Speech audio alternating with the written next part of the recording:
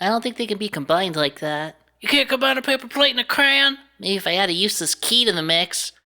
So there's a couple of things I want to talk about in this video, but the first one is I made a little bit of progress with the point and click toolkit in Unreal Engine in figuring out how to make items that you can actually pick up in game. This is just a crayon that I modeled in Blender. You can see I modeled a few things. I modeled a paper plate, I modeled a key and a crayon, and the key was my first experiment. The paper plate I just did a little bit ago, and I'm going to do the crayon here on camera just to kind of make sure that I understand it. But basically, to create items, there's a master blueprint that contains all the data, all the information that items need in this kit, and all you really have to do is create a child blueprint of these things and then just replace the static mesh with whatever mesh you want. But all of the components, all the crazy intricate stuff is already there, written out and coded, so I don't have to do any of it. All I have to do is figure out how to drag and drop and replace the meshes and name a couple of things.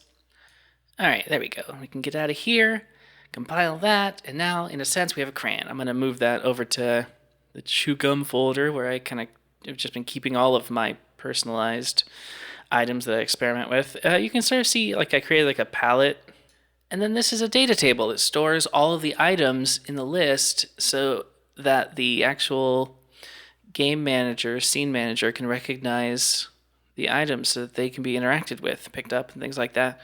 All this stuff has to be filled out. The name is like the display name, but the row name is what has to be associated with the blueprint itself in order for the character to actually interact with it. So I adjusted the crayon a bit, and then I looked over at the paper plate. The item data, item name, is the name that has to correspond with the name in the item list in order for the scene to register the item as existing. So I believe what I did was I went in and I experimented with naming it incorrectly just to make sure that I understand it. A lot of the times, if you can intentionally break something and it truly doesn't work, it's a real quick way of knowing that you're doing it right once you fix it. Because there's a lot of situations at Red Crandall. There's no Crandall in the scene.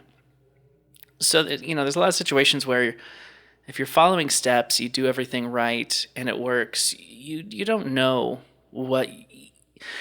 I don't know. The best analogy is if you think you have to flip a light switch twice to turn a light on, even though it works when you just flip it once, you're always going to flip it twice. If someone's like, hey, you don't have to do that twice, you're like, yeah, I always have to do it twice because that's how it works. It's like, well, no, you're just doing a bunch of extra steps that you don't actually need. I honestly have no idea if what I said made sense, but it makes sense to me, and that's why I did it wrong the first time, and now I'm doing it right, naming it correctly so that it matches the data table. Let's play through it. Walking around. You pick up a plate, which has no icon. Pick up the crayon, which I just used a screenshot as the icon. I don't think they can be combined like that. You can't combine a paper plate and a crayon? Maybe if I add a useless key to the mix. And just eat it all up. So now I'm able to now have everything. I can pick up items. I'm pretty excited about that. It's the only thing left to tackle that is part of the kit, really, is dialogue. Dialogue is the next big, and NPCs essentially. That's basically the only element left of the toolkit that I haven't explored, don't grasp, don't understand.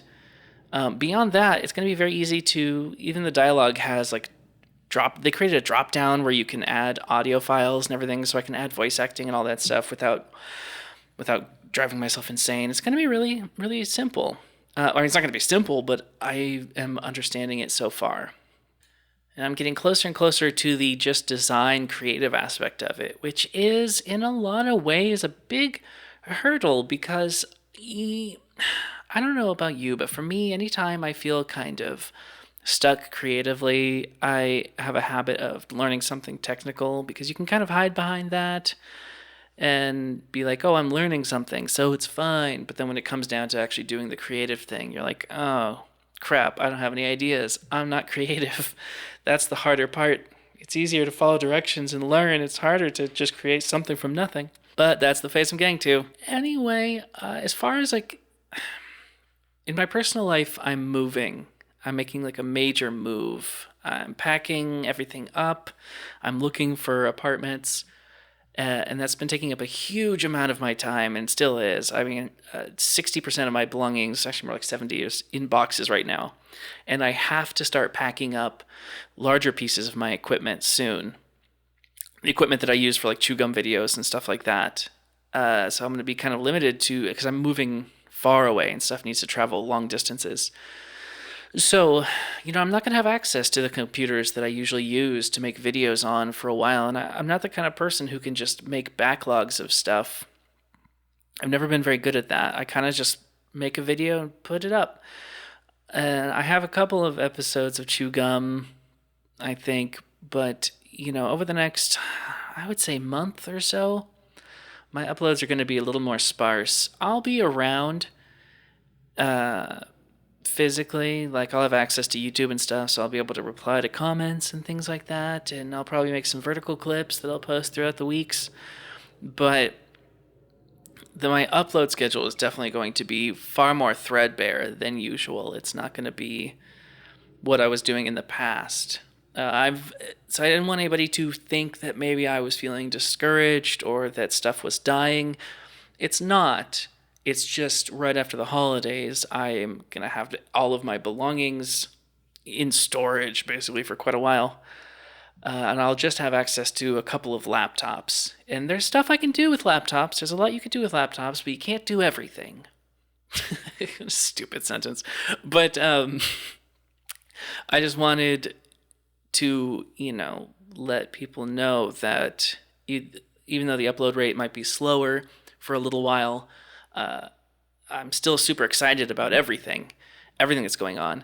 And I think 2023 is going to be a really crazy year for me. It's going to be super productive. I'm going to make a lot of cartoons and video games and all sorts of stuff. But first, I got to find a new home base. So that's my plan right now. And I've ran out of video footage a long time ago, so I need to stop this. But, yeah. More stuff soon.